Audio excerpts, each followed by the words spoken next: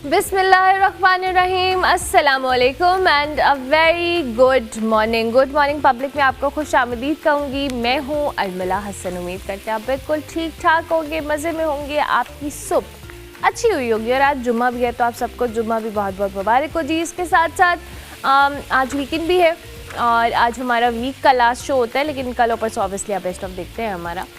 लेकिन वीकेंड पे ज़रा एनर्जीज अप हैं और कुछ कोशिश करेंगे कि अच्छी डिस्कशन हो हमारी। मुख्तलिफ टॉपिक्स के ऊपर बात करेंगे जी, लेकिन आज स्टार्ट में हमने गाज़ा के ऊपर बात करनी है, जहाँ पर महीनों से जारी जो खूनरेज़ तसादुम है उसके बाद बिलाखिर जंग बंदी की उम्मीद कह लें उसने जन्म ले लिया है। जब हमास ने जी जंग के ख़ात्मे और फौरी जंग बंदी का आगाज़ का ऐलान किया था और मुज़ाकराती टीम के जो सरबराह हैं खलील हैया के मुताबिक मुआहदे के तहत रफ़ा क्रॉसिंग खोला जाएगा, इसराइली जेलों में कैद तमाम फ़लस्तीनी ख़वातीन और बच्चों को रिहा किया जाएगा और हमास को सालिसों अमरीकी इंतज़ामिया की जानिब से मुकम्मल ज़मानतें हासिल हो चुकी हैं। अमरीकी सदर डोनाल्ड ट्रंप ने जी यरगमालियों की रिहाई सोमवार या मंगल के तक मुतवक्के करार कहा है और ऐलान किया कि अमन मुआहदे की तकरीब में जो तकरीब है वो मिस्र में मुनक्किद होगी, जिसमें वो खुद शिरकत करने की भी कोशिश करेंगे।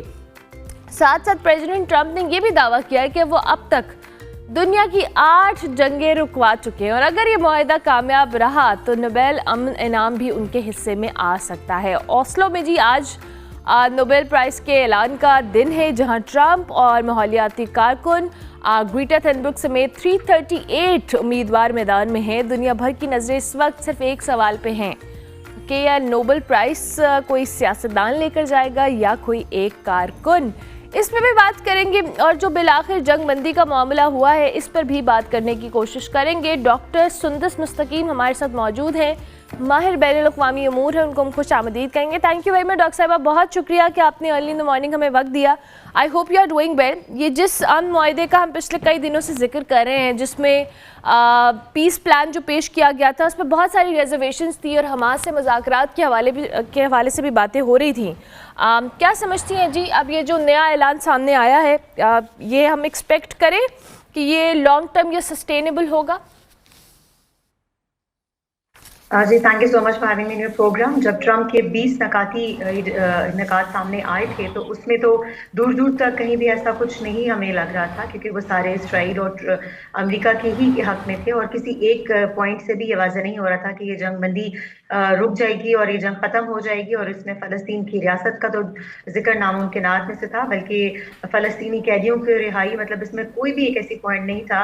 और सबसे बड़ी बात जिस पर हमास ना माना था ना अब तक माना है कि उनको हथियार नहीं रखने चाहिए, मतलब हथियार तक कर देने चाहिए। तो हमास, वी आर ग्लैड कि हमास कुछ नकात पे अभी भी नहीं माना है, जबकि अभी भी देखें तो उन्होंने उसके बाद भी जो कोशिश की कि हमास ने बार बार कहा कि नेतन्याहू जो है वो इसमें भी इस करंट मुआहदे में जो अप्रूव हुआ है इसमें भी बहुत सारी चेंजेस करने की नाकाम कोशिशें करते रहे हैं। इस हफ्ते में उन्होंने ये भी देखा है कि कहीं कहीं गाहे बगाहे अपने एक स्ट्रॉन्ग इम्पैक्ट रखने के लिए कि शायद वो कुछ भी कर सकता है, इसराइल कुछ भी कर सकता है। ट्रम्प के जो 20 नकात लेकर आए वो भी सारा इसराइल के हक में था, लेकिन उसके बाद जो थोड़ा सा मोल्ड हुआ उसमें भी जो है नेतन्याहू का इन्फ्लुएंस बहुत ज्यादा था। लेकिन अब जो हुआ है उसमें अभी तक देखें उनके 250 जो यरगमाली थे उनका सारा फोकस उनकी वापसी पर है, ठीक है। तो वो उनके 251 लोग उनको इतने अजीज हैं, जबकि फलस्तीन के जो कैदी जो है उनके पास थे वो बुध की रात तक भी उनकी फहरिस्त जारी नहीं की गई थी, जो कि कल हफ्ते वाले दिन रिहा होने हैं। और अगले 72 घंटों का टाइम कल हफ्ते को शुरू हो जाएगा और पीर मंगल को जो एक्सपेक्ट किया जा रहा है कि दोनों तरफ की, ना सिर्फ ये नहीं कि खाली इजरायली यरगमालियों को वापस भेजा जाए, जबकि दोनों तरफ के जो यरगमाली हैं, जो कैदी हैं, खासतौर पे जो फलस्तीनी उम्र कैद की सजा इसराइल में काट रहे हैं, वो उनको भी जो है वो रिहा कर दिया जाएगा। और एक कमेटी भी बनाई जाएगी जिसमें तुर्किया भी इंपॉर्टेंट रोल प्ले कर रहा है, कि जिसमें जो लाशें हैं फॉर एग्जाम्पल जो घरों में नहीं है वो भी अपने जो लवाहिकीन की लाशों के लिए भी कमेटी बनाई जाएगी, ताकि वो लाशें दोनों मुल्कों से जो है वो भी अपने मुल्क वापस लाई जा सकें। तो अभी तक तो अभी जो करंटली जो कल खलील हैया ने जो अप्रूव किया है उसमें तो यही बात सामने आई है, this is way more better than Trump's 20 points. और इसमें एक मैं ये भी बात कहना चाहूंगी, जैसे कि आपने भी इंट्रो में कहा कि नोबेल प्राइज के लिए ट्रम्प की सब भी सारी कोशिश उसमें है कि उसको जो है पीस जितना वो दावा कर रहा है, जनाब इंडिया पाकिस्तान का चेहरा भी बार बार उसने अपने सर लिया, और पाकिस्तान ने तो खैर उसको तस्लीम किया। ये अलग बात है कि भारत ने नहीं किया, ताल नहीं किया, तो उन्होंने भी 28-30 बार जो है ट्रम्प ने कहा जिन मैंने सीज फायर करवाया था इंडिया पाकिस्तान के माबैन।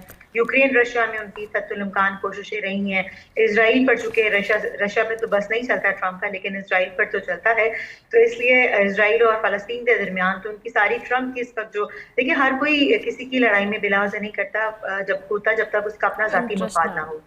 अच्छा डॉक्टर सुंदस, मैं नोबेल प्राइज पर आने से पहले ज़रूर आपसे, चूंकि हम इस जंगबंदी के मामले को मैं चाहूँगी मज़ीद थोड़ा सा आपका तज्जिया में लूँ। जो अभी आपने ख़ुद भी हमास के पर्सपेक्टिव से बात की कि कुछ ऐसी चीज़ों के ऊपर अभी भी अग्री नहीं किया जा रहा, लेकिन माजी के अंदर मेरा सवाल अभी उसमें पुट करूँगी कि माजी के अंदर भी चाहे अमेरिका ने इंटरवीन किया, कतर या हम खलीजी ममालिक का जिक्र करें, और कहा गया जी कि जंगबंदी होगी, और फिर उसको सेलिब्रेट भी समहाउ किया गया, उसका क्रेडिट भी लिया गया, लेकिन हमने देखा कि वो चंद घंटों पे भी नहीं उसमें अमल दरामद हुआ। क्योंकि इजराइल की ये नेचर रही है, नेतन्याहू का ये मामला हमेशा से रहा है कि उन्होंने किसी चीज़ को भी अगर अमेरिका इंटरवीन कर भी रहा है तो उसको इस तरह से नहीं लिया है। डू यू रियली थिंक कि ये जो पीस प्लान से बेटर भी जो एक प्लान हम जिसका आप भी जिक्र कर रही हैं, अब sustainability, because it's very important, क्योंकि 2 साल हो चुके हैं, ये हमने 2 साल अभी रिसेंटली 4-5 दिन पहले कंप्लीट हुए हैं सारे मामले को। आपने बिल्कुल वजह फरमाया। अगर हम हिस्ट्री देखें तो इसराइल की ये फितरत रही है कि ये जो भी मुआहदे होते हैं उसको ब्रेक करना, ठीक है। तो मुआहदे पर अमल दरामद ना करना जो है वो एक नेचर रही है इसराइल की। लेकिन अब अगर 72 घंटों में दोनों तरफ से ममालिक से दोनों तरफ के अगर ये हमालियों को रिहा कर दिया जाता है तो एटलीस्ट इस रिहाई का, क्योंकि इसराइल को इस वक्त अपने 250 हमालियों के आगे कुछ नजर नहीं आ रहा है, ठीक है। उसकी जो एक इजारादारी थी, उसकी जो एक मतलब पूरे गजा पर, फलस्तीन पर जो है वो काबिज होने की ख्वाहिश थी, वो तो पूरी होती फिलहाल नजर नहीं आ रही है अल्हम्दुलिल्लाह। लेकिन अगर दोनों तरफ की हमारी रिहा कर दी जाती है तो काफी हद तक मामला सेटल्ड होने की उम्मीद रखी जा सकती है। लॉन्ग टर्म क्या होगा ये तो वक्त ही बताएगा, लेकिन अगले 72 घंटे जो है मंगल तक का टाइम इज वेरी क्रिटिकल, और अगले आने वाले चंद महीनों और सालों का फैसला जो है इन चंद दिनों में ही होगा। अगर तो दोनों तरफ के अफगानियों को जो है वो रिहा कर दिया जाता है तो समहाउ आपने देखा है कि अभी तो गजा में कुछ बचा ही नहीं है ना, टारगेट करके जितना उन्होंने टारगेट किया, कोई एक अहम पॉइंट, कोई एक ऐसी चीज मटीरियलिस्टिकली या जानों में भी अगर आप देखें कितनी जानों का 67,000 लोग जो हैं, सिर्फ 1200 लोग उनके जो थे वो मारे गए थे, और 1200 में से भी 250 जो है यरगमाली बना दिए गए थे। तो उनके 1200 इतने कीमती हैं जितने फलस्तीन के गजा के 67,000, जिसमें 18,000 तो सिर्फ बच्चे हैं। और हमने देखा जब से मुआहदे की बात शुरू हुई थी तब से भी 10 फलस्तीनियों को तो पिछले इन 2 दिनों में ही शहीद कर दिया गया था। हर एक घंटे में पिछले 2 साल में एक बच्चा शहीद हुआ है। पिछले 2 दिनों में जो है 10 फलस्तीनियों को शहीद किया गया। तो 67,000 लोग और बुजुर्ग और फाकों से जो आपको देखा, ये तमाम जो यूरोप और जितनी वेस्टर्न कंट्रीज हैं ह्यूमैनिटेरियन बुनियाद पर आगे बढ़ी हैं, कि सब इंसानी हकूक की बुनियाद पर तमाम यूरोपियन कंट्रीज, वेस्टर्न कंट्रीज ने ह्यूमैनिटेरियन बुनियाद, क्योंकि सबको दुनिया को ये बात मालूम है कि इट्स अ कंप्लीट जेनोसाइड ना। जंगबंदी, जैसा कि मैं बारहा ये बात कहती हूँ कि 2 ममालिक के दरमियान जंग होती है, तो कोई जंग थी ही नहीं ना। और ना ये सीज फायर भी, जब 2 तरफ से जंग हो रही हो उसको रुकवाने के लिए सीज फायर होता है, जैसे हमने इंडिया पाकिस्तान में देखा, जैसे हमने इजराइल ईरान के दरमियान देखा, दोनों तरफ से बराबर अटैक हो रहे थे। ये अलग बात है कि ईरान भी अपने सेल्फ डिफेंस में सामने आया था, पाकिस्तान ने भी सेल्फ डिफेंस में आगे बढ़ा था, लेकिन बहरहाल दोनों तरफ से अटैक हुए थे तो सीज फायर। यहाँ पर तो जंग बंदी या जंग हो ही नहीं रही, तो जंग बंदी कहाँ से बीच में? तो ये तो कंप्लीट जेनोसाइड है कि एक ही जो इजराइल है वो मुस्तकिल बुनियादों पर जो है वो निहत्ते फलस्तीनियों को मारे जा रहे हैं, उनकी तरफ से तो कोई भी लड़ ही नहीं रहा था। तो वो हमास जिसकी आड़ में उन्होंने 1000 को फलस्तीनियों को शहीद किया था, आज उसी हमास के साथ टेबल टॉक पर आने पर मजबूर हैं। इसमें कतर और मिस्र, इंडोनेशिया और तुर्किया का बहुत अहम किरदार उन्होंने अदा किया, जिसका ट्रम्प ने भी जिक्र किया। चारों ममालिक का और फलस्तीन के हक में जितने मुस्लिम कंट्रीज जो है वोकल रहे हैं उसको ट्रम्प ने भी सराहा, क्योंकि ट्रम्प ने भी देख लिया कि मुस्लिम ममालिक से बिगाड़ कर जो है वो ज्यादा वो नहीं रह सकते हैं। तो मिडिल ईस्टर्न कंट्रीज के साथ, रिच इस्लामिक कंट्रीज के साथ जो है अमेरिका का भी बनाए रखना बहुत जरूरी है। और नोबेल प्राइज तभी आप ले सकते हैं जब दोनों तरफ से आप बैलेंस्ड अप्रोच रखकर चलें, जब अमन की बात करें और दोनों फरक नहीं इस पर बराबर से मुत्तफिक हों, ना कि सिर्फ आप इजरायली ही के हक में बोलते चले जाएं। तो आई थिंक कि अब देखना ये है कि ट्रम्प के नोबेल हासिल करने की कोशिश हाँ, अब ये नोबेल प्राइज पे आते हैं ज़रा डॉक्टर सुंदर साहब। ये नोबेल प्राइज़ ये बड़ा एक इम्पॉर्टेंट इसलिए है बिकॉज जिन 8 जंगें रुकवाने के हवाले से डोनाल्ड ट्रंप क्लेम भी कर रहे हैं, और आपने ख़ुद अपने पहले सवाल के जवाब में भी इस हवाले से बात की। समहाउ बहुत सारे ऐसे फैक्टर्स होते हैं जो नोबेल प्राइज़ के लिए ज़रूरी होते हैं, जो किसी भी जो पॉलिटिकल इन्फ्लुएंस तो आई बिलीव के इस सारे मामले में नहीं होता, और जहाँ पे हम मुख्तलिफ शोबाए ज़िंदगी से ताल्लुक़ रखने वाले लोगों की बात कर रहे हैं, जिसमें हमने एक कारकुन का भी जिक्र किया, ये चीज़ भी तो बेटर करती है। और फिर जहाँ पर हमने एक बड़ी कंसिस्टेंट सपोर्ट देखी है अमेरिका की इज़राइल को, एक तरफ जंगबंदी की बात थी और दूसरी तरफ हथियार सप्लाई करने से लेकर उनको सपोर्ट करने तक, या उनके मामलात को जो कह लें आगे ले जाने में समहाउ कहीं ना कहीं अमेरिका का हाथ तो रहा है। बिल्कुल, आपको क्वेश्चन मैं समझ नहीं सकती हूँ कि नोबेल प्राइज के लिए आप ट्रम्प एक एज अ पॉलिटिशियन देख रहे हैं कि उनको मिलने के चांसेस। जी जी जी, इज दिस योर क्वेश्चन? जी जी जी जी जी देखें, अब Trump is a big name, मतलब वो दूसरी बार लीडरशिप पोजीशन पर आए हैं। इससे पहले हमने देखा है कि केमिस्ट्री के या किसी अदीब को, आर्टिस्ट को, अभी हंगरी के जो अदीब हैं, उसके अलावा फ्रॉम मदर टेरेसा, तो जितने भी ह्यूमैनिटेरियन ग्राउंड पे जो सोशल इशू के लिए काम करते हैं या आर्ट के लिए काम करते हैं, या जो साइंटिस्ट हैं, उनको हमने नोबेल प्राइज मिलते देखें। सियासतदान को मिलेगा कि नहीं, इस पे देखें, Trump is a very highly influential figure, इस वक्त दुनिया की सुपर पावर की सबसे पावरफुल लीडर है। तो अभी जिन उनकी कोशिशें हैं, अगर आई थिंक उनको कुछ नजर आ रहा होगा तो शायद उन्होंने अपनी कोशिश जो है वो तेज कर दी है, वरना with in few days Israel और गजा का मामला पाया तकमील तक पहुंचना भी किसी मैरिकल से कम नहीं है। ये भी बजाते खुद एक मौजा है। तो अगर हम इस तनाजुर में देखें कि इतनी जल्दी जल्दी जो है ट्रम्प क्यों बीच में आकर, उनके जो मशीर हैं, उनके जो दामाद हैं, वो इसमें पेशरफ्त हैं, तो इसका मतलब है कहीं ना कहीं ट्रम्प को कुछ नजर आ रहा है, तभी तो वो इस प्रोसेस को स्पीड अप कर रहे हैं। अब नोबेल प्राइज देने वाली मतलब किसको मिलता है, मतलब अगर वो आर्ट्स एंड लिटरेचर को, साइंटिस्ट को, सोशल इशू के लिए ह्यूमैनिटेरियन बेसिस पे काम करने के अलावा पॉलिटिशियन को मिलता है, तो अगर मिलेगा तो इसी बुनियाद पर मिलेगा कि इंसानी हकूक के लिए उन्होंने काम किया। गजा में इंसान ह्यूमैनिटेरियन बेस पर, जैसे मैंने पहले कहा, तमाम European and Muslim, European and western countries humanitarian base पर आगे बढ़ी हैं, वरना कोई क्यों किसी मुस्लिम। ठीक है, डॉक्टर सुंदस मुस्तकीम हमारे साथ मौजूद हैं। के मुताबिक जो नोबेल प्राइज़ है उसके लिए as a politician Donald Trump की जो एफर्ट्स हैं, दो कि he is a very influential politician, लेकिन at the same time somehow बहुत सारे ऐसे ग्राउंड्स हैं, बहुत सारे ऐसे क्राइटेरिया, मेरिट्स हैं जो नोबेल प्राइज़ के लिए ज़रूरी होते हैं, और उसमें डोनाल्ड ट्रंप किस हद तक पूरे उतरते हैं, बिकॉज ह्यूमैनिटेरियन वर्क की भी हम बात करें, और इस वक्त जो जेनोसाइड हो रहा है गज़ा के अंदर, वो हम सब की आंखों के सामने, और जहाँ पर सब लोग इसको खामोश तमाशाई के तौर पे देखते रहे हैं। ब्रेक लेते हैं, ब्रेक के बाद वापस आते हैं।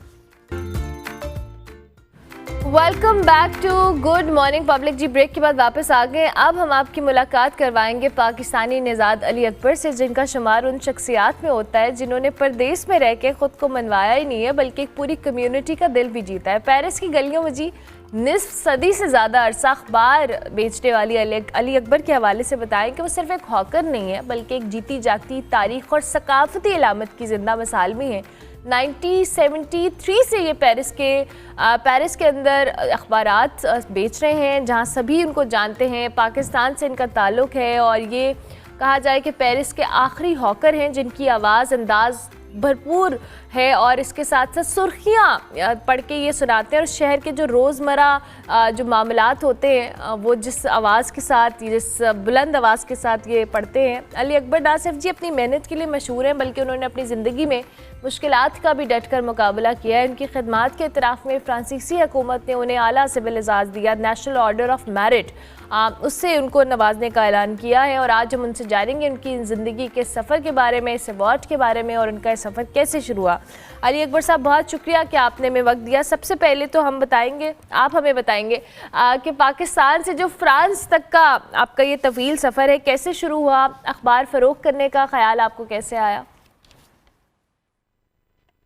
जी, अस्सलाम वालेकुम। सबसे पहले तो जी आपका बहुत बड़ा नवाजिश आपकी, जो आपने अपने शो में मदऊ किया मुझे, तो और दूसरा आपके दूसरे सेकंड क्वेश्चन का आंसर ये है कि मैंने क्यों अखबार फरोशी क्यों चूज़ की, या अखबार बेचने का काम क्यों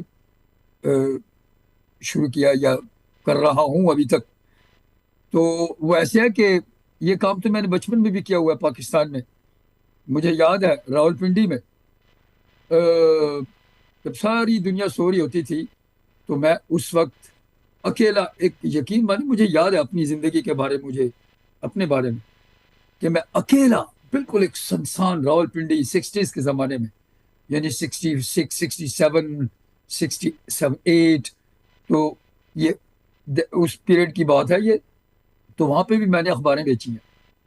तो ये नहीं कि मैंने सिर्फ अखबारें बेची हैं, मैंने बहुत से काम किए हैं जो कि मैंने ऑलरेडी ऑलरेडी दूसरे चैनल्स को मैंने अपने बारे में इसके बारे में मैंने बताया कि मैंने ये कोई मेरा ये नहीं कि सिर्फ यही पेशा है। मैं जो भी काम मिलता है मैं करता रहा हूँ, जो भी काम मिलता रहा मुझे, और वो अभी भी कर रहा हूँ। Very interesting. अच्छा, अखबार बेचने का जो मुनफरिद अंदाज है, ऊंची आवाज़ में आप सुर्खियाँ पढ़ते हैं, ये रिवायत कब और कैसे शुरू हुई? हाँ, ये ऐसे है जी, मैंने किसी जमाने में एक न्यूज़पेपर था, यहाँ पे मैगजीन निकलता था जिसको कहते थे आराकिरी, तो वो था मंथली। तो एक और था जो कि वीकली न्यूज़पेपर, वीकली न्यूज़पेपर, शागली हिब्दो और आराकिरी। उस जमाने में मुझे फ्रेंच तो आती नहीं थी, तो मैंने एक स्टूडेंट था जो यहाँ पे पेरिस लैटिन क्वार्टर में मुझे मिला, तो वो एक मैगजीन बेच रहा था। तो आराकिरी के उसके ऊपर हेडिंग के ऊपर ना टाइटल वो था उसका टाइटल उसके, और फिर उसमें कुछ बेहुदा सी तस्वीर बनी हुई थी।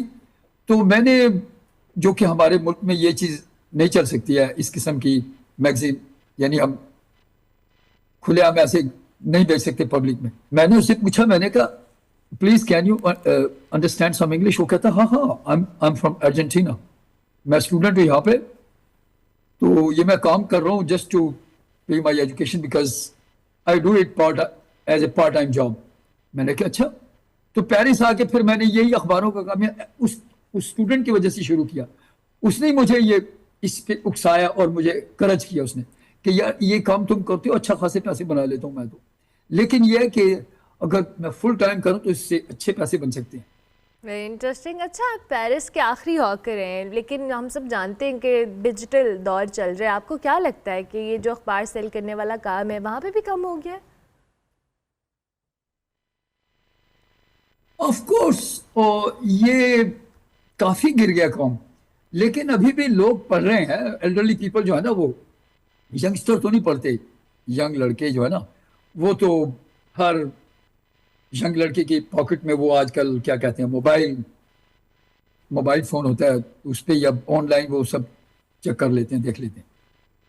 तो लेकिन हाँ, वो अखबारें पढ़ते हैं लोग, अभी भी ऐसी है। बड़े बड़े लोगों ने ऐसे भी लगवाई हुई है अखबारें, क्योंकि वो सस्ती पड़ती हैं, उनको बहुत चीप पड़ती हैं, उनको लेटर बॉक्स में डाल देते हैं वो पेपर। तो इस जिसकी वजह से ये काम बहुत गिर गया, बहुत गिरा हुआ है। तो बहुत कम बिकते हैं, लेकिन कुछ लोग में से ले लेते हैं क्योंकि मुझे जानते हैं बहुत। क्योंकि मैं जब ये बेचता हूँ ना, तो मैं अनाउंस करता हूँ वो कुछ फनी से टाइटल, वो स्लोगन्स कुछ अनाउंस कर देता हूँ। फॉर एग्जाम्पल मैं अब कह दूं जी, ब्रेकिंग न्यूज। इंटरेस्टिंग। अच्छा, जो फ्रांसीसी सदर हैं उनकी जानिब से आपको नेशनल ऑर्डर ऑफ मेरिट एजाज़ मिलने पर आपकी क्या जज्बात थे, क्या कैफियत थी?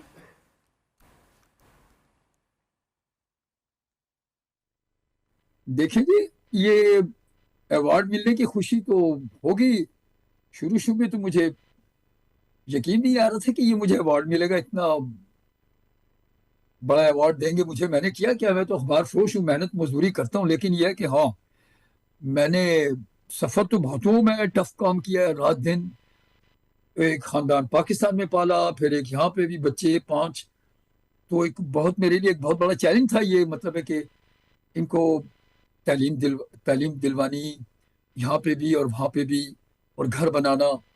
तो देखिए, ये सारा मैंने किया है अपने खानदान के लिए, जो कि हर आदमी करता होगा। तो अभी भी कर रहा हूँ मैं तो, क्योंकि I am just serving the people. That's it. अब दूसरे अगर वो ग्रेटफुल हैं या नहीं है, ये मुझे नहीं, इसकी मैं डेथ में नहीं जाता, लेकिन मैं अपनी तरफ से I am serving the people, that's it.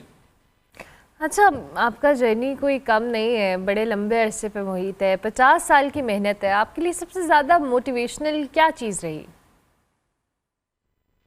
Motivation तो मिलती है आपको जब कुछ करते हैं ना, जितनी मोटिवेशन तो मिलती है, लेकिन यह कि डिपेंड करता है ये हर इंडिविजुअल पर कि वो अपनी जिंदगी को कैसे गुजारना चाहता है जिंदगी में। तो नथिंग इज, आपको पता है, अगर आप लेजी हो जाएंगे, कुछ करेंगे नहीं, आपको अपनी मूवमेंट नहीं होगी, एक्सरसाइज नहीं करेंगे, काम नहीं करेंगे, यानी दूसरों को सर्विस नहीं देंगे, ये तो फिर आप सेल्फिश हो जाएंगे, तो फिर अल्लाह भी आपकी मदद ही नहीं करेगा। जाहिर आप दूसरों के लिए सोचेंगे, दूसरों के लिए कुछ करेंगे, तो रब की ज़ात आपकी मदद भी करेगी। जो मेरी सोच, जो मेरी फिलॉसफी है वो ये है। बेशक। अच्छा, आइंदा के लिए क्या प्लान किया हुआ है आपने? अपनी इस मेहनत को किस तरह से जारी रखना चाहते हैं आप, अली अकबर साहब? देखिए जी, मैं अब 73 ईयर्स ओल्ड हूँ, तो मैंने जितनी, मतलब है कि जो अल्लाह ने मुझे, अल्लाह उसकी पाक ज़ात ने मुझे जितना मैंने मांगा उससे ज़्यादा दे दिया उसने मुझे, है जी। और अभी भी मेहनत कर रहा हूँ मैं दूसरों के लिए भी यही दुआ करते हैं, जब नमाज पढ़ते हैं, इबादत करते हैं। मैं ये परफेक्ट आई एम नॉट, यानी कि I don't say that I am 100% perfect in Islam, but मैं करता हूँ जब मुझे वक्त मिलता है, मैं नमाज भी पढ़ता हूँ, इबादत भी कर लेता हूँ, मुसलमान हूँ, ऐसी कोई बात नहीं है। मैंने अपने मज़हब को नहीं छोड़ा, अपना मुल्क को नहीं छोड़ा, अपने लोगों को नहीं छोड़ा, लेकिन मैं चाहता हूँ हमारे मुल्क में कुछ तब्दीली आए। तब्दीली हो ऐसे कि तालीम हो, जैसे कि देखिए आपके हमसाए, मैं वहाँ पे गया था इन 1970 में, आई वॉज इन चाइना। मैं उस वक्त काम कर रहा था शिप पे, बड़ी मुश्किल से, मेरी उम्र 18 साल थी जब मैं पहुंचा था वहाँ पे शंघाई में। तो जब मैंने वहाँ पे मेरी छोटी सी उम्र में बड़ी ऑब्जर्वेशन थी, यकीन माने, तो मैंने, मुझे किताब दी थी उन्होंने, उर्दू में थी वो। तो ये आप पूछेंगे कि ये सब कुछ मैंने कैसे सीख लिया, जबकि मेरी कोई तालीम ही नहीं, ये आपने सवाल भी नहीं किया, लेकिन मैं इसको सवाल भी मैं खुद ही कर रहा हूँ, तो जवाब भी दे रहा हूँ आपको। तो वहाँ पे मैंने मरी रोड पे जब मैं घास छलियाँ बेचता था, तो वहाँ पे मुझे एक टीचर मेरे से आके छलियाँ खरीदता था, तो जिसने मुझे लिखना पढ़ना सिखा दिया, तो वो मेरे काम आ गया आज, है जी। तो लोगों की अच्छी बातें सुनेंगे तो अच्छा ही अपना लेंगे, तो उस पर अमल करेंगे तो आपको कामयाबी मिल जाएगी। यही हो सकता है मेरा ख्याल है। अगर एक रास्ता है, एक बुरा रास्ता है, वो अख्तियार करेंगे तो जाहिर है आपको उसका फिर रिएक्शन बुरा ही होगा। अगर कोई अच्छा काम करेंगे उसका रिएक्शन अच्छा ही होगा। अच्छे काम का रिएक्शन अच्छा ही होगा। Thank you very much Ali Akbar साहब, बहुत शुक्रिया कि आपने हमें वक्त दिया और बड़ा अच्छा लगा आपसे बात करके, आपकी जर्नी के बारे में सुनकर। हम ब्रेक लेते हैं जी, ब्रेक के बाद वापस आते हैं। अस्सलामुअलैकुम, सुबह बखैर जी। तो नाजरीन, स्मोक के तदारुक के लिए पंजाब हुकूमत की जानिब से जो धुआं छोड़ने वाली गाड़ियां हैं उनके ख़िलाफ़ क्रैकडाउन का आगाज़ कर दिया गया है।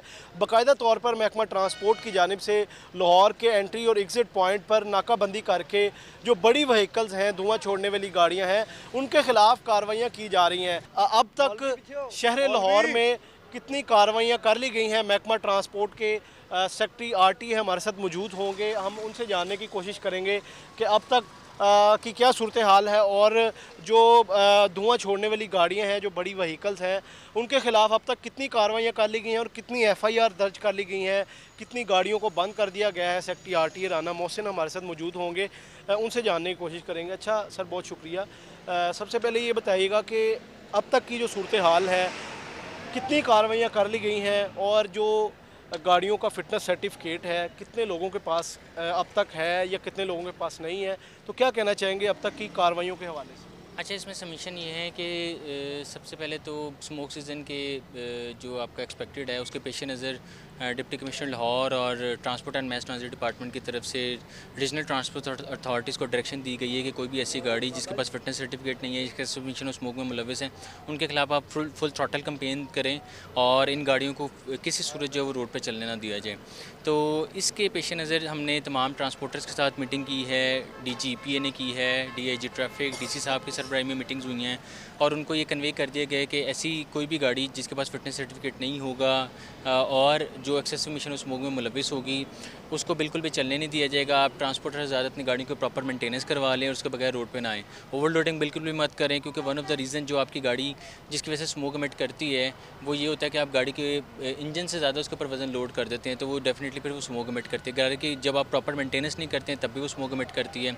इन गंदा इंजन ऑयल यूज़ करेंगे या आपका जो है वो मिक्स्ड या एडल्ट आपका जो है वो पेट्रोल या डीजल यूज़ करेंगे तब भी ये प्रॉब्लम आता है। तो इसमें सबमिशन ये है कि इसको इम्प्लीमेंट करने के लिए डिप्टी कमिश्नर लाहौर की तरफ से जो डिस्ट्रिक्ट से एंट्री और एग्ज़िट पॉइंट्स हैं वहाँ पर आरटीएस की नफरी तैनात है, डीआईजी ट्रैफिक की तरफ से ट्रैफिक की नफरी तैनात है, जो कि इस चीज़ को इंश्योर करें ना सिर्फ मॉर्निंग में, इवनिंग में, बल्कि नाइट भी। गवर्नमेंट ने इसके लिए पंजाब भर में विक स्टेशन बनाए हुए हैं, व्हीकल इंस्पेक्शन सर्टिफिकेशन सिस्टम, जो कि लाहौर के तक ग्रीन टाउन, चूंक, काला शाह काकू में, जहाँ पे आप नॉमिनल प्राइस पे करके लेटेस्ट इक्विपमेंट्स के साथ अपने नॉट टेस्ट करवाते हैं, जिसमें ब्रेक टेस्ट है, ओमिशंस हैं, अलाइनमेंट हैं, हेडलाइट्स हैं। इसके अलावा आपके इस जब टेस्ट में आप पूरा उतर जाते हैं तो आपको फिटनेस सर्टिफिकेट जारी किया जाता है। ओपेसिटी वैल्यू अगर 2.3 से आपकी कम है डीजल इंजन की तो वो अलाउड है। अगर 2.3 से ज़्यादा है तो आपकी गाड़ी एक्सेसिव इमिशन और स्मोक में मुलविस है, तो फिर डेफिनेटली आप जो है वो रोड पे ना आएँ। को चेक कैसे किया जाता है ये आपको दिखाएंगे।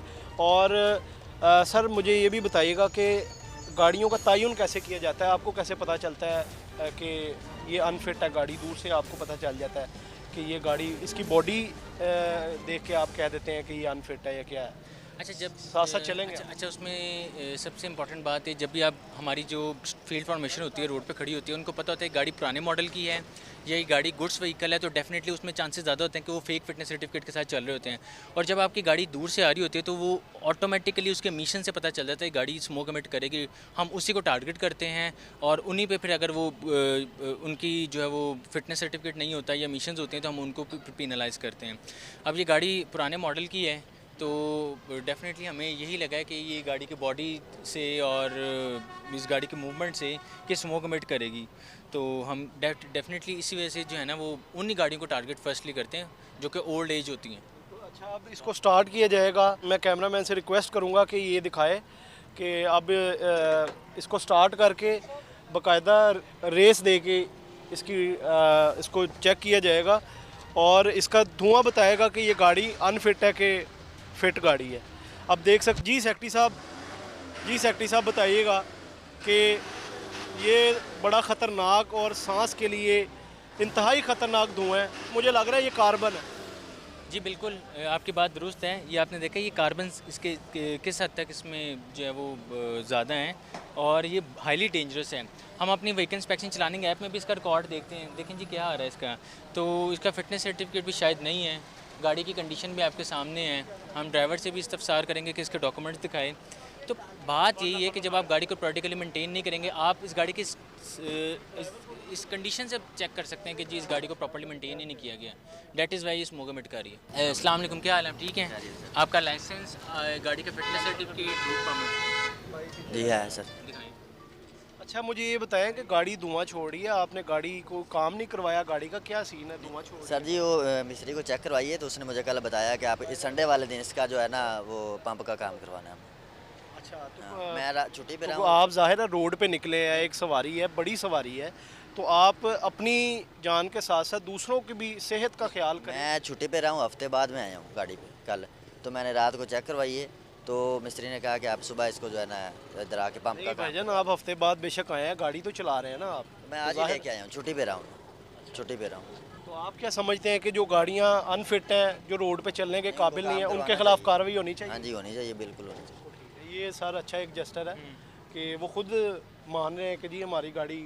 अच्छा, मैं ना इसमें एक चीज़ अर्ज़ करूँगा, अगर गाड़ी का फिटनेस सर्टिफिकेट है भी और आपने इसको प्रॉपर्ली मेंटेन नहीं किया या ओवरलोड है, तब भी वो गाड़ी धुआं देगी। हमारे पास एक केस है, ये हमारे पास एक बुज़ुर्ग हैं पाइंद खान साहब, बात सुनिएगा जी। खान आपके सामने ये केस है, गाड़ी आपको देख लें बिल्कुल नहीं लग रही आपको, ये आपके सामने बिल्कुल नई गाड़ी है, ठीक है। ये गाड़ी स्मोक एमिट कर रही है। वजह क्या है?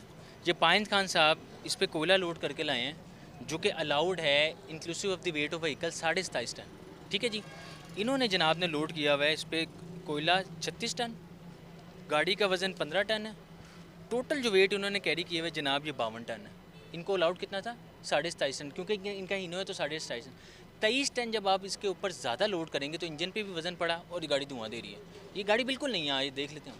बाबा जी क्या वजह है आपने इतना ज़्यादा वज़न इस पर डाला हुआ है? हमने तो अकेला नहीं डाला है सर, ये सारा दुनिया यही डाल रहे हैं, समझ गए। इसमें हम लोगों को 1 रुपया नहीं बचता है। जो हम लोग 27 टन डाले 1 रुपया नहीं बचता है। डीजल कितना का है आपको मालूम है? नहीं, डीजल बिल्कुल ठीक है आपकी बात, लेकिन ये एक कानून बन गया है कानून कि तो- जो गाड़ी धुआं छोड़ेगी उसके खिलाफ कार्रवाई की जाए। धुआं नहीं छोड़ रही है। कौन कहता है धुआं छोड़ता है? इसलिए तो खामा खा गाड़ी जब रोड पे चलेगा धुआं नहीं छोड़ेगा यार। नहीं खान साहब, धुआं तो छोड़ है जी। आपका गाड़ी सेहत का तो सेहत तो खराब कर रहा है ना। नहीं, बेशक थोड़ा धुआं छोड़ा है, एक पार्ट तो अदा कर रहा है ना। कोई फजाइल सेहत खराब नहीं करता है, समझ गए ना। धुआं करता है वो स्टार्ट करो, समझ अच्छा, लोड बहुत ज्यादा किया रोड तुमने। ज्यादा हम अकेला नहीं डालता है, सारा पाकिस्तान नहीं, ज्यादा सारा अब डालता है। कुएं में छलांग मारेगा, आप भी मारेगा। जो जब सारा गिरेगा कुएं में तो हम भी गिरेगा। नहीं, क्योंकि आप कैसी बात नहीं, करता है चाचा, एक तुम चीज बात गलत सुनो। हो रहा है, गलत हो रहा है, आप गलत 300 रुपया 350 रुपया 1 लीटर है। तुम लोगों ने कभी इस पे सोच किया है कि ये डीजल क्यों महंगा नहीं, है? वो तो गवर्नमेंट कर रही है, रिलीफ भी दे रही है आपको, सारा कुछ ये दे रही करता है। था, हम लोग नहीं डालता था वजन, कसम से हम मैं आपको बताता हूँ, ये है कॉन्ट्रैक्ट कैरेज। कॉन्ट्रैक्ट कैरेज का मतलब ये होता है कि उन दो पार्टीज ने म्यूचुअली एग्री करके इसका रेंट पे किया हुआ है। इसका गवर्नमेंट से कोई ताल्लुक नहीं है। सर, ये क्या contract कार्रवाई carriage क्या की जाएगी अभी? अच्छा, इसमें मैं सबसे पहले अर्ज करता हूँ कि इन्होंने फिटनेस सर्टिफिकेट की बात की, ये 3 जून 2024 का एक्सपायर है जो इनके पास है, और वैसे भी ये फेक है, पहली बात। अच्छा, दूसरी ये है कि हम आपके सामने इसको थ्रॉटल देते हैं, और तीसरी ये कि आप खुद अपने कैमरामैन से रिक्वेस्ट करिएगा कि इसी बॉडी पे, जो गाड़ी की बॉडी है उस पर कैमरा दौड़ाए, इसका कोयला नीचे गिर रहा है, आप देख लें खुद। हाँ जी, अजमत साहब आइएगा हमारे साथ, मैं कैमरामैन से रिक्वेस्ट करूंगा कि ये गाड़ी है जी, आप देख सकते हैं कि इसकी बॉडी बिल्कुल न्यू लग रही है, जैसे सेक्टी आरटीए बता रहे हैं कि जी इसकी बॉडी बिल्कुल न्यू है, लेकिन इसके ऊपर लोडिंग इस कदर ज़्यादा है कि वो मतलब मिशन का बायस बन रहा है और धुआं छोड़ रही है गाड़ी। कैमरामैन अजमत अगर आपको दिखा सके, इसके ऊपर वो कोयला पड़ा है और इस कदर लोडेड गाड़ी है कि अपनी वज़न से भी ज़्यादा इस गाड़ी के ऊपर लोड डाला हुआ है इन्होंने, तो उसके बायस इसके ख़िलाफ़ जो है अब कार्रवाई की जाएगी महकमा ट्रांसपोर्ट की जानिब से। हम जी आपको दिखाएंगे अब ये गाड़ी, जो गाड़ी का ड्राइवर है उसका कहना है कि जी ये धुआं नहीं छोड़ रही। आप देख सकते हैं एक होता है धुआं, एक होता है कार्बन, ये गाड़ी कार्बन छोड़ रही है।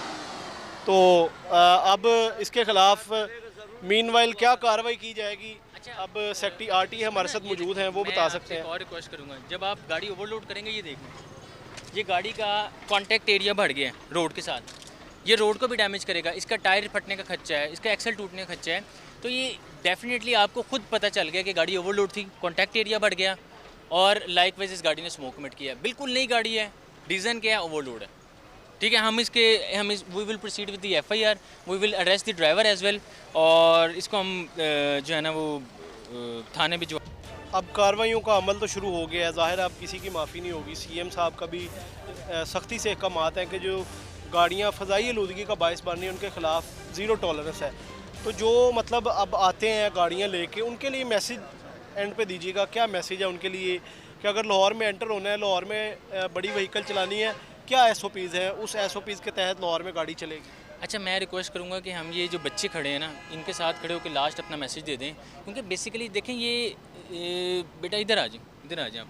अच्छा, ये जो बच्चे हैं ना, ये किसी के माशाल्लाह पाकिस्तान के फ्यूचर उन्होंने सोचा हुआ है। आप जो स्मोक एमिट कर रहे हैं उससे देखें इनके लिए प्रॉब्लम्स बन रही है, आपके लिए बन रही है, हमारे लिए बन रही है, इवन के जो गाड़ी चला रहे हैं उनके लिए प्रॉब्लम बन रही है। तो खुदारा हमें हमारे ट्रांसपोर्टर्स से गुजारिश है, ऐसा माहौल पैदा करें जहाँ पे इनके लिए कोई मसाइल ना पैदा हों, स्मोक जो है वो आपका इको फ्रेंडली इन्वायरमेंट हो, स्मोक फ्री पंजाब आप बनाएं। ठीक है, उसमें गवर्नमेंट, जैसा मैंने आपको पहले गिनवा दी, गवर्नमेंट के इतने इनिशिएटिव हैं जो कि खुद इको फ्रेंडली पंजाब के लिए इकदाम कर रही है। तो आप अपनी गाड़ी को सिर्फ, आपने कुछ नहीं करना, आपने सिर्फ उसको विक स्टेशन पे लेके जाना है। गाड़ी अगर आपकी प्रॉपर्ली वर्क कर रही होगी तो आपको फिटनेस सर्टिफिकेट इशू होगा, अगर नहीं इशू होता आप उसका काम करवाएं, 14 दिन का आपको टाइम दिया जाएगा, आप फिर उसको ठीक करवा लें। ठीक है, लेकिन इस तरह आपको बिल्कुल भी अलाउड नहीं किया जाएगा। पंजाब में ट्रांसपोर्ट डिपार्टमेंट की डायरेक्शन है, लाहौर में DC साहब की डायरेक्शन है कि ऐसी गाड़ी जिसका फिटनेस सर्टिफिकेट नहीं है, ये जो एक्सेसिव मिशन और स्मोक में मुलविस हैं, हमें इनके फ्यूचर को सिक्योर करना है। जो है वो माहौल दोस्त पंजाब बनाना है, उसके लिए सबसे रिक्वेस्ट है कि जहाँ पे आप अपना किरदार अदा कर सकते हैं ज़रूर अदा करें। और अगर किसी को कोई कंप्लेंट हो विज़ा अगर गाड़ी स्मोक कमिट कर रही है तो transport and mess transit department का हेल्पलाइन नंबर है 1070 पर आप जस्ट उस पर इतला दें। कंसर्न सेक्रेटरी आरटीए 6 घंटे के अंदर अंदर उस पर रिस्पॉन्ड करेगा और उसके अकॉर्डिंगली उसकी रिपोर्टिंग जो है वो हाई अप्स तक भी जाती है। बहुत शुक्रिया जी। बिल्कुल आपने तमाम तर कार्रवाइयाँ देखी। हमारे साथ मौजूद थे सेक्रेटरी आरटीए राना मोहसिन, उनकी सरबराही में ये कार्रवाइयों का जो है वो अमल शुरू किया गया। लाहौर के ठोकर के मकाम पर मैं मौजूद हूँ। ये लाहौर का एंट्री और एग्ज़िट पॉइंट है। इस मकाम पे जो है वो बड़ी व्हीकल्स के ख़िलाफ़ कार्रवाइयों का अमल जो है वो जारी है। अब जो शहर लाहौर में बड़ी व्हीकल्स रोड पर चलेंगी उनको जो है वो एक तो फिटनेस सर्टिफिकेट रखना उनके ऊपर लाजमी करार दे दिया गया है, और दूसरा जो गाड़ी धुआं छोड़ेगी अब उनके ख़िलाफ़ मुकम्मल तौर पर क्रैकडाउन का अमल शुरू किया जाएगा। जी welcome back to good morning public. जी ब्रेक के बाद वापस आ गए हैं और अब हम किचन का रुख करेंगे जहां पे शेफ नदीम चीमा हमारे साथ मौजूद है। अस्सलाम वालेकुम जी। जी वालेकुम सलाम। कैसे हैं आप? जी बिल्कुल ठीक, बहुत शुक्र है मालिक। क्या बनाया आज आपके किचन जी में? आज हम बना रहे हैं वाइट बादामी कौरमा। ठीक है। और जिसके लिए हम जो है ना सबसे पहले लेंगे प्याज मैक्सिमम कोई हाफ के जी। ठीक है। और हाफ के जी प्याज को बॉईल करेंगे। बॉईल करने के बाद उसमें हम डालेंगे दूध और थोड़ी सी क्रीम, और उसमें मैंने डाले थे बादाम और तिल। ये क्रश्ड बादाम और तिल है? यस, क्रश बादाम या आप साबुत भी उसमें कर सकते हैं, कोकोनट पाउडर, ताकि वो बड़ा यमी यमी सा उसका टेस्ट आएगा। उसके बाद उसको अच्छी तरह से बॉईल करने के बाद ग्राइंड किया है। ग्राइंड करने के बाद उसका जो पेस्ट थी उसको मैंने अच्छी तरह से ब्राउन किया है। और ब्राउन करने के बाद अब मेन चीज़ है हमारा चिकन। और चिकन की एक ना अपनी एक बड़ी अजीब सी स्मेल होती है उसकी ना, तो उसको ख़त्म करने के लिए हमने पानी के अंदर डिप करके रखना है, अदरक लहसुन गार्लिक पेस्ट के अंदर और सिरके के अंदर। उसकी वो एक उसके बाद बहुत मज़ेदार सी खुशबू आएगी। तो उसको फिर हमने फ्राई करना है। फ्राई करने के बाद ताकि चिकन आपका टूटेगा नहीं, बड़ा वो अपनी स्ट्रेंथ उसकी मजबूत रहेगी। और ये मैं थोड़ा सा दिखा भी सकता हूँ। तो उसको फिर हम जो हमने पेस्ट बना के रखी हुई थी उसको अच्छी तरह से ब्राउन करने के बाद फिर हम उसमें चिकन डाल देंगे। चिकन की अच्छी तरह से भुनाई करेंगे। और भुनाई करने के बाद फिर हम उसमें जब उसकी भुनाई करने से पहले सॉल्ट और ब्लैक पेपर और वाइट पेपर का इस्तेमाल करेंगे। और जब हमने पेस्ट बनाई थी उसी के अंदर हम डालेंगे हरी मिर्च, जो हमने स्पाइस करना है थोड़ा सा हम उसी के साथ स्पाइस करेंगे। और अब हमारी जो है ना फाइनल लुक आ चुकी है। इसके ऊपर हमने गार्निश की है। ठीक है। कोकोनट की और तिल की। ये रेड इसके अंदर चिलीज नजर आ रही है हमें? यस यस, ये हमारी गार्निश है। ओके। और इसके ऊपर हमने जो है ना बादाम और गिरी को सोते किया और उसके ऊपर गार्निश कर दिया। ओके ओके, सो हमारा वाइट बादामी कोरमा रेडी है, right? Yes, perfect. Thank you very much chef Nadeem ji, बहुत शुक्रिया, आपने इतनी अच्छी रेसिपी हमारे साथ शेयर की जी। कोरमे की शक्ल बहुत अच्छी है, आई एम श्योर ये टेस्ट में भी बहुत अच्छा होगा। ये मैं आपको मंडे को बताऊंगी कैसा था, अगर मुझे याद रहा तो। अच्छा जी, प्रोग्राम में आगे बढ़ते हैं और अगले मेहमान से आपका तारुफ करवाते हैं, जो कि एडवेंचरर भी हैं, नेचर फोटोग्राफर भी हैं, फिल्म साज होने के साथ साथ पाकिस्तान में आउटडोर कल्चर के भी बहुत बड़े जो कह लें सपोर्टर हैं, प्रमोटर हैं। कासिम नाज इनका नाम है, जिन्होंने पाकिस्तान की कुदरती खूबसूरती हो, फितरत से जुड़ने का जो जज्बा हो, उसको अपने कैमरे के ज़रिए दुनिया के सामने पेश किया है।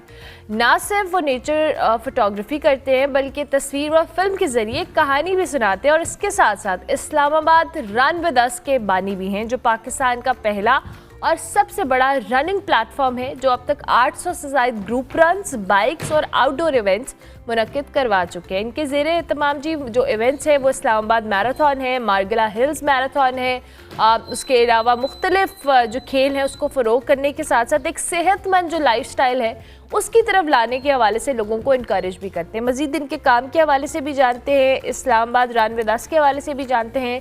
कासिम नाज हमारे साथ मौजूद है। अस्सलाम वालेकुम जी कासिम साहब, बहुत शुक्रिया, आप कैसे हैं? खैरियत से?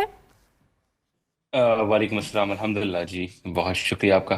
Thank you very much for joining us. Qasim, मुझे थोड़ा सा अपने इस वेंचर के हवाले से भी बताएं, फिर मैं आपके पैशन की तरफ भी आती हूँ। ये जो रन विद अस है, आपने इसको जब स्टार्ट किया, क्या आपका पर्पस था, चूँकि रनिंग और हेल्दी लाइफस्टाइल प्रमोट करना इटसेल्फ आजकल की बहुत बड़ी ज़रूरत है। जी बिल्कुल ऐसा ही है। मैं एक्चुअली हमारा जो Islamabad run with us Pakistan की पहली रनिंग कम्युनिटी है, इसको स्टार्ट किए हुए तकरीबन 10 साल हो चुके हैं। 2016 में इसको हमने स्टार्ट किया था। और ये सवाल अक्सर लोग पूछते हैं कि ये स्टार्ट आपने क्यों किया था। इसके पीछे बड़ी एक इंटरेस्टिंग स्टोरी है और मैं शॉर्ट आपको बताऊंगा। वो है इस तरह कि मैं बचपन से, मुझे वेट गेन टेंडेंसी है, हमेशा से वजन मेरा बढ़ता है और मैं हमेशा से बचपन से अभी तक जो है बहुत ज़्यादा एक्टिव रहा हूँ, किसी न किसी स्पोर्ट्स में इन्वॉल्व में रहा हूँ। रनिंग जो है ये मैंने स्कूल एज में शुरू की थी, फिर उसके बाद छोड़ देता था, फिर करता रहा, फिर छोड़ देता रहा। फिर 2011 में मैंने अपनी वेट लॉस ट्रांसफॉर्मेशन के लिए रनिंग शुरू की और फिर मुझे मज़ा आना शुरू हो गया, मतलब वेट लॉस के साथ साथ। और फिर मैंने देखा कि कुछ लोग, मेरे जो करीबी सर्कल है, वो इंस्पायर होना शुरू हुए। जैसे मेरा भाई था, कुछ दोस्त थे। और फिर ये सोचा कि चूंकि ये कल्चर पाकिस्तान में नहीं है और इस कल्चर को होना चाहिए, इस हेल्दी लाइफस्टाइल को होना चाहिए, तो फिर इस कम्युनिटी के बारे में सोचा कि एक कम्युनिटी इस्टेब्लिश करते हैं। और क्यों ना, जब हम 3-4 लोग भाग रहे हैं तो हम मजीद लोगों को भी इंकरेज करें, इंस्पायर करें और उनको भी जो है ना मौका दें कि वो भी इस प्लेटफॉर्म से फ़ायदा उठा सके। तो इस तरीके से फिर हमने इस्लामाबाद रन विद अस का जो है वो शुरू किया। और तब से अब तक हम मोर देन 800 ग्रुप इवेंट्स करवा चुके हैं। हम कोई मतलब बीच में हमारा गैप नहीं होता। जब से हमने शुरू किया है तब से अभी तक हम मुसलसल जो है ग्रुप इवेंट्स करवा रहे हैं। और इसमें जैसे आप ऑलरेडी बता चुके हैं कि इस्लामाबाद मैराथन जो पाकिस्तान का सबसे बड़ा रनिंग इवेंट है, रनिंग रेस है, वो हमने 2020 में पहली बार करवाई और उससे मुसलसल अभी तक हर साल ये इवेंट जनवरी में होता है, जिसमें हज़ारों की तादाद में लोग आते हैं, जिसमें पाकिस्तानी आते हैं, फॉरेनर्स आते हैं, जो डिप्लोमेट्स हमारे हैं। और पिछले 2 सालों से जो अच्छी चीज़ देखने में आ रही है वो ये है कि फॉरेनर, स्पेशली बाहर ममालिक से, यूएस, कनाडा से, यूरोप से, स्पेशली इस्लामाबाद मैराथन में लोग पार्टिसिपेट करने के लिए आते हैं। जस्ट वीज़ा लेते हैं, पाकिस्तान आते हैं, भागते हैं, वापस अपने मुल्क चले जाते हैं।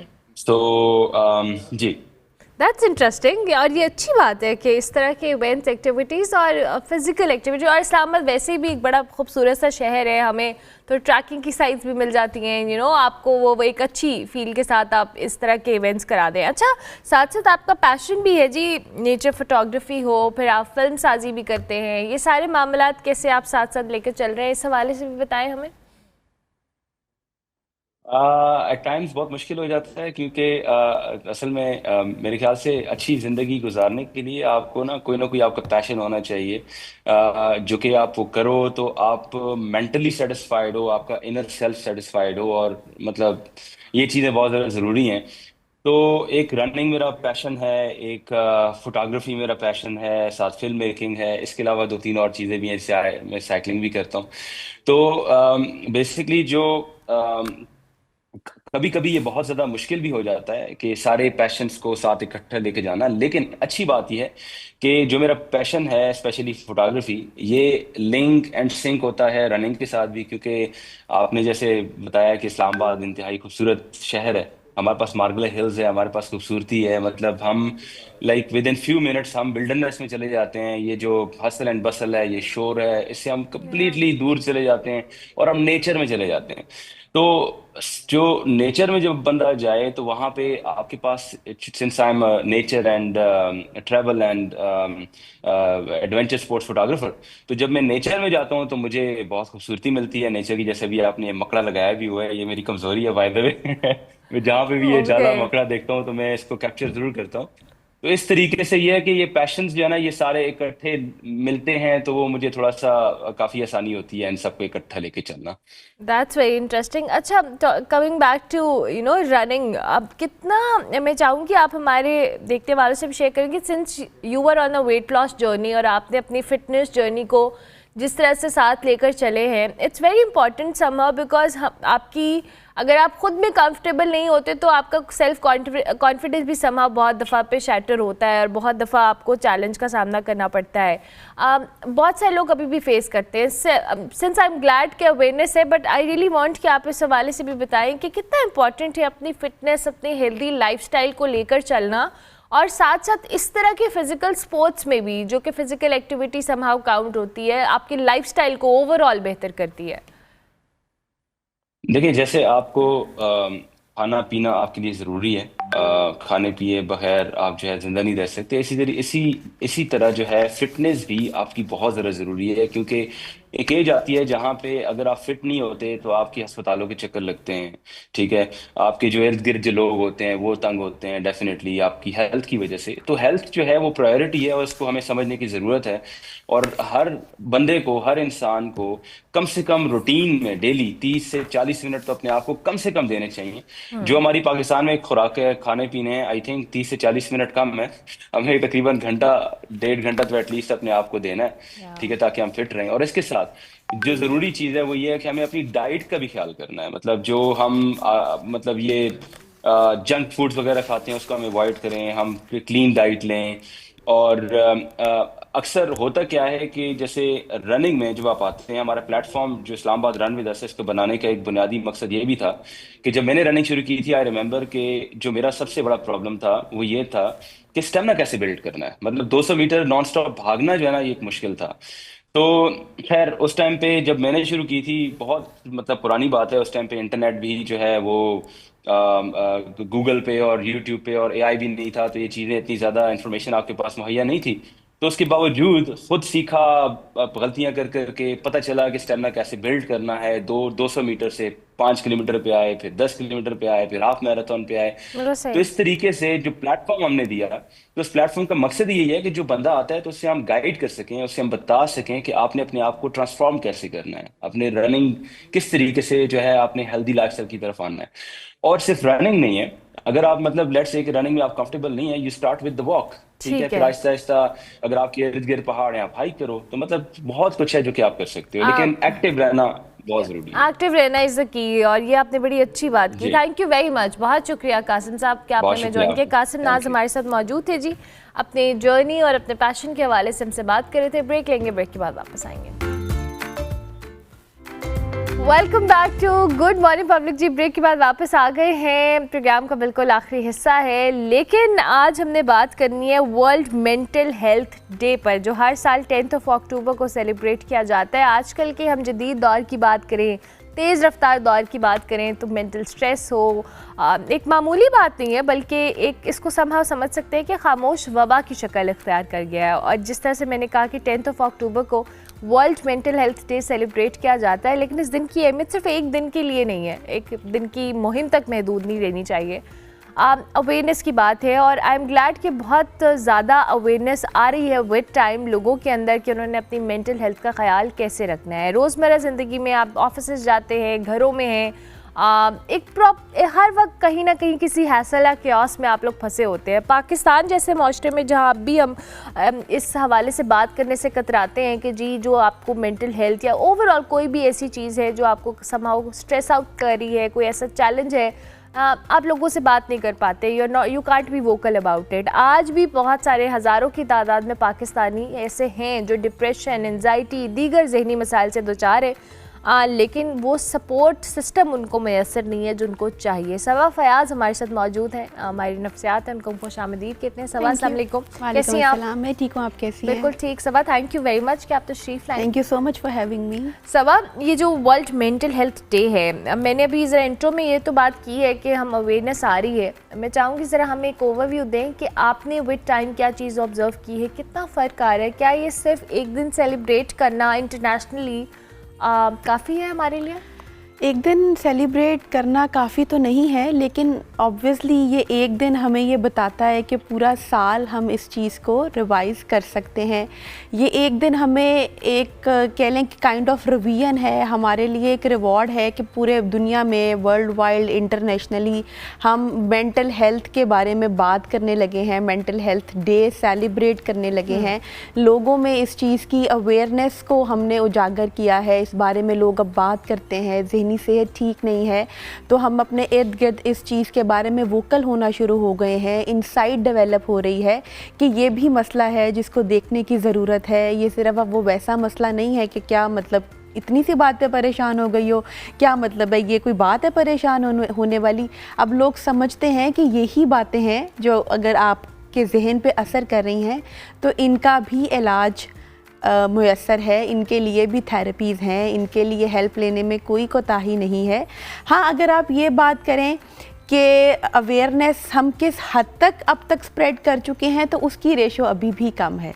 अगर मैं इसको आपकी फ़िज़िकल हेल्थ से कंपेयर करूं, हमें हल्का सा फ्लू है, बुखार है, थोड़ा सा गला ख़राब है, हम फ़ौरन भाग के एक जनरल फिजिशियन के पास जाएंगे कि हमें कुछ हो गया, बैक्टीरियल इन्फेक्शन हो गया है, कोई वायरस हो गया है।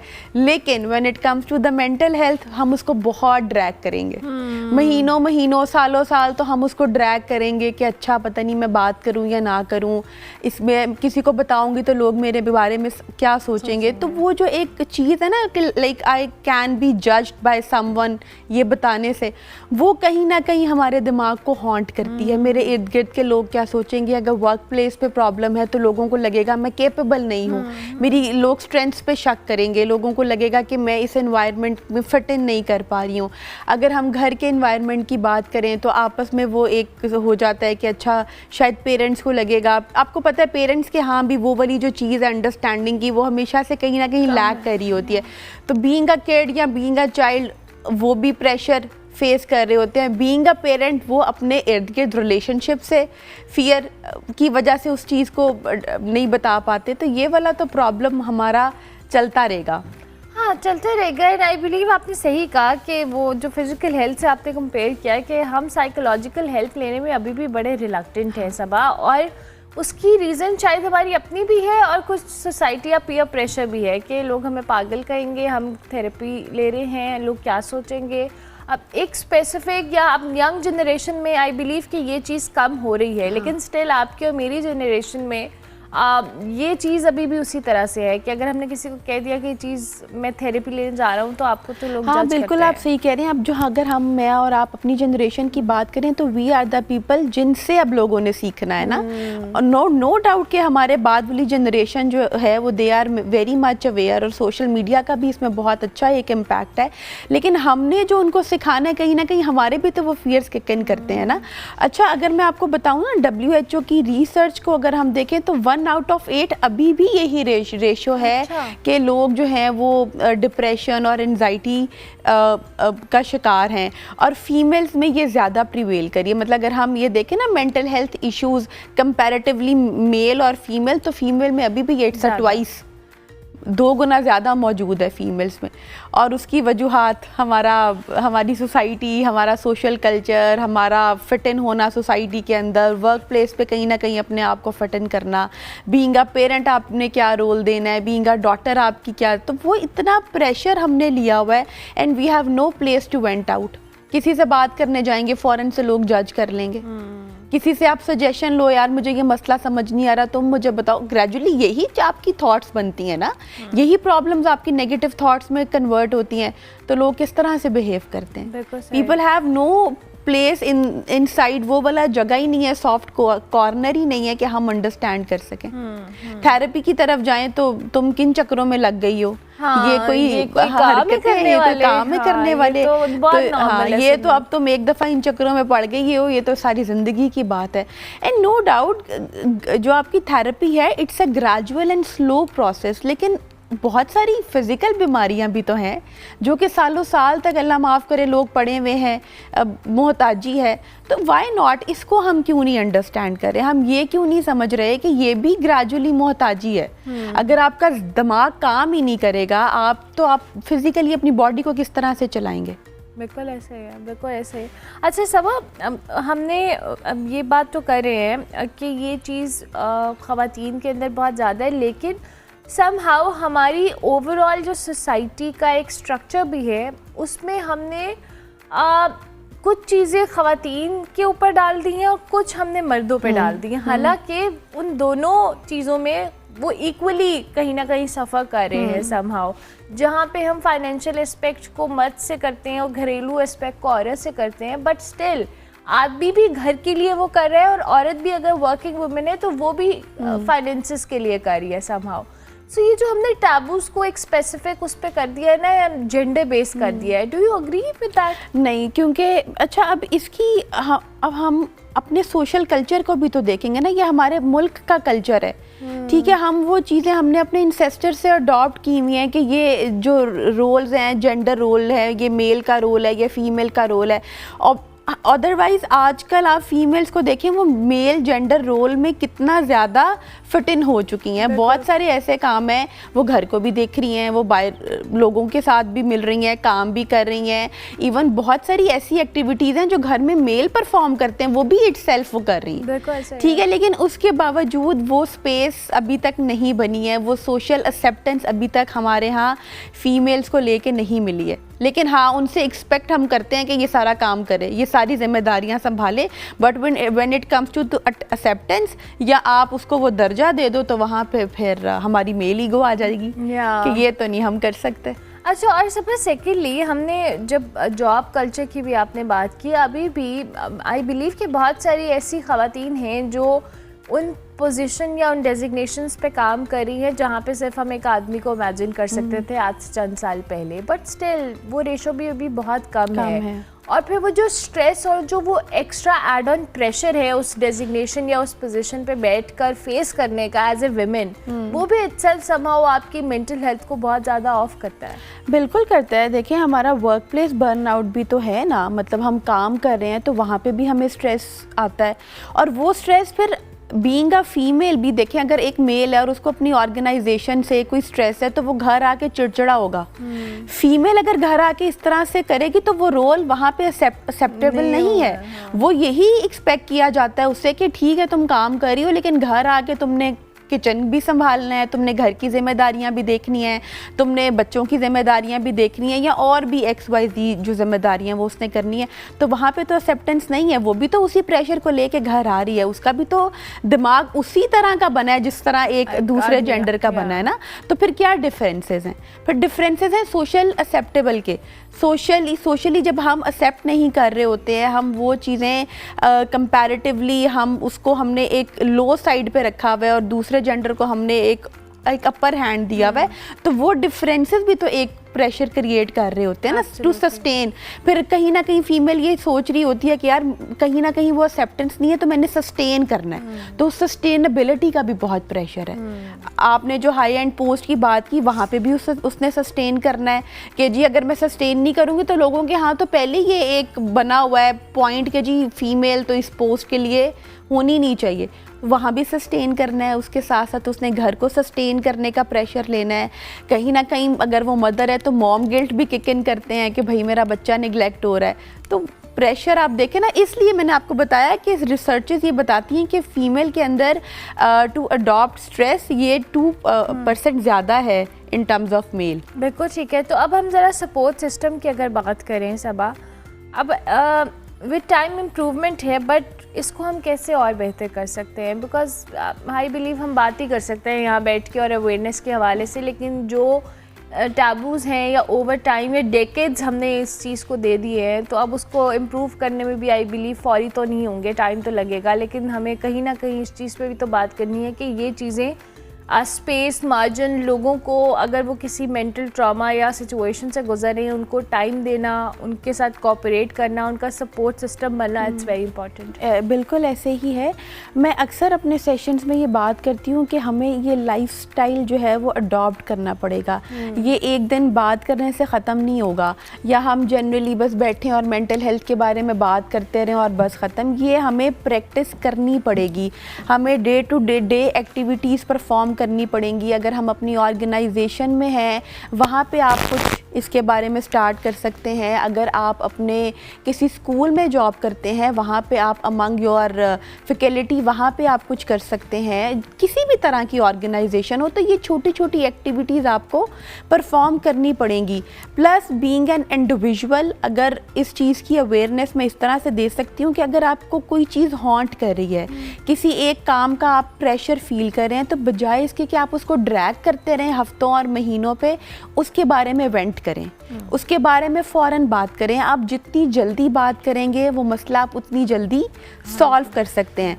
And above all of that, please अपने लिए थोड़ा सा वक्त निकालें, जो कि हम में से कोई भी प्रैक्टिस नहीं करता। अगर हम डेली अपने लिए थोड़ा सा 10 मिनट 15 मिनट की ऐसी एक्टिविटी जो मेरे मेंटल पीस के लिए बहुत ज़रूरी है, जो मुझे सुकून देती है, चाहे वो अकेले बैठ के अपने साथ 10 मिनट का वक्त ही क्यों नहीं है, अगर वो भी आपको कोई बहुत सुकून देता है तो अपने लिए ऐसा टाइम निकालें। लेकिन अपने लिए दिन में थोड़ा सा टाइम ज़रूर निकालें, अपना कैथारसिस करें, ताकि आप अपनी थॉट्स को टाइम टू टाइम एवेल्यूएट करते रहें। बिल्कुल ठीक है। सब हम सब एक स्पेसिफिक एज ग्रुप की तो बात करते हैं, बट आई बिलीव कि अब आजकल के जो बच्चे हैं, यंग जनरेशन है, उनके अंदर भी ये चीज़ें बहुत ज़्यादा फेस वो कर रहे हैं, चैलेंजेस मेंटल हेल्थ रिलेटेड, इन अ वे कि अब के बच्चों के प्रेशर्स बड़े मुख्तलिफ हैं। हमारे टाइम पे शायद प्रेशर थे भी तो समहाउ कहीं ना कहीं हम उसको किसी ना किसी तरह से वेंट आउट कर लेते थे। अब कंपटीशन से लेकर लाइफस्टाइल में फिट इन करना, वो सारी चीज़ें वो एक ऐड ऑन प्रेशर्स हैं जो यंग बच्चे फेस कर रहे हैं। बिल्कुल ऐसे ही है। और अगेन ये प्रेशर हमने अपनी सोसाइटी से अडॉप्ट किया है। वही वाली बात है कि हमने we need to be fit in, हम उस सर्कल में फ़िट होने की कोशिश कर रहे हैं जो सर्कल हमारा है ही नहीं। तो हमें तो वो समझने की ज़रूरत है ना कि हम वहाँ पे फिट इन करें, हम अपने बच्चों को भी इस तरह से एजुकेट करें कि हमने उस सर्कल में फिट इन होना है जहाँ पे हमारा ब्लॉक फिट हो सकता है। अब हमारा ब्लॉक डी शेप के और हम सी में फिट इन हो तो हम कैसे फिट इन होंगे? तो दीज आर द डिफरेंसेस जिनके बारे में बात करने की ज़रूरत है। बिल्कुल। इन द एंड आज के दिन के हवाले से जो 10th of October world mental health day हम मना रहे हैं हमारे प्लेटफॉर्म से, anything you want to say to our audience? I want to say कि आप अपने लिए वक्त निकालें, अपने इर्द गिर्द लोगों का ख्याल रखें। अगर कोई भी ऐसा आपको लगता है कि आपके इर्द गिर्द कोई ऐसे लोग हैं जिनको हेल्प की ज़रूरत है तो उनके साथ बैठें, उनके साथ बैठ के उनकी बात सुनें। सम टाइम सिर्फ बात सुनने से ही आपको अपने भी प्रॉब्लम्स का सलूशन मिलना शुरू हो जाता है, ठीक है? और मेंटल हेल्थ बिल्कुल वैसे ही है जैसे फ़िज़िकल हेल्थ इम्पॉर्टेंट है, तो इसकी इम्पॉर्टेंस के लिए भी काम करें। अपने बच्चों को, अगर आप पेरेंट्स हैं तो अपने बच्चों की मेंटल हेल्थ देखें, बीइंग अ पेरेंट अपनी मेंटल हेल्थ देखें। अगर आप एम्प्लॉय हैं तो अपने इर्द गिर्द लोगों का ख्याल रखें। तो ऑल ऑफ दैट ये कि ख़ुद अपनी ज़ात के लिए और अपनी दूसरों के लिए अवेलेबल रहें, मगर इतना ही जितना आपकी मेंटल हेल्थ के लिए ज़रूरी है। That's the most important factor. Thank you very much Saba, बहुत शुक्रिया। सबा फयाज हमारे साथ मौजूद थी जी। आज वर्ल्ड मेंटल हेल्थ डे मनाया जा रहा है। बट टाइम अवेयरनेस आ रही है, बट वही बात है कि आपको अवेलेबल होना चाहिए दूसरों के लिए उतना जितना आप अपने मेंटल पीस के लिए आपके ज़रूरी है। बिकॉज आप अपने आउट ऑफ द वे जाके अपनी मेंटल हेल्थ को समाओ किसी के लिए अफेक्ट नहीं कर सकते और आपको करनी भी नहीं चाहिए। हाँ, लेकिन बी काइंड टू एवरीवन, ये काइंडनेस का एलिमेंट अपने अंदर ज़रूर रखें। और ये सबसे इम्पॉर्टेंट फैक्टर है जो समहाउ आई बिलीव कि हमारी सोसाइटी में कम है, और इसको काइंडनेस वाले फैक्टर को हमें ज़्यादा लाने की ज़रूरत है। प्रोग्राम का वक्त ख़त्म हुआ जी। इंशाल्लाह मेरी आपसे मुलाकात होगी अब मंडे को, लेकिन कल और परसों आप हमारा बेस्ट ऑफ देख सकेंगे। मंडे तक के लिए मेरी तरफ से अल्लाह हाफ़िज़।